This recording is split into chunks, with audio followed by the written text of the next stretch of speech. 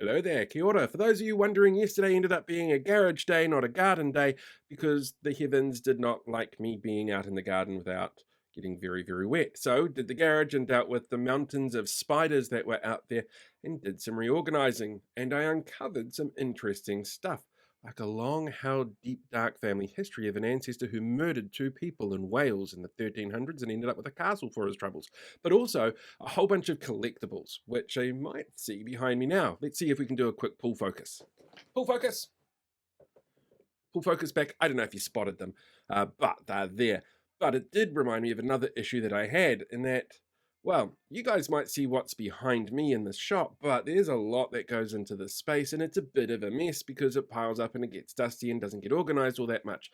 So I'm taking another day off making depressing videos about the government to try and get my own house in order. Literally, like this is my house. So please accept my apologies for no other depressing videos today. I don't really like the idea of piling people up with depressing videos now that I think about it. On top of that, there's a couple of other things that you can do, like if you haven't done so already, head over to the Parliament website and make sure you sign that petition that Blake and his advocate have put up. Or you could go and read my latest newsletter, which is all about why reality check radio is doomed to fail, unless of course they happen to have always had millions and millions of dollars behind the scenes, which they're not telling anybody about, and this is just a giant publicity stunt for gullible fools who might believe the kind of thing that you listen to on reality check radio. Or failing that, come up with some questions, because on the 5th of April, I'm going to be doing another live on a Sunday night.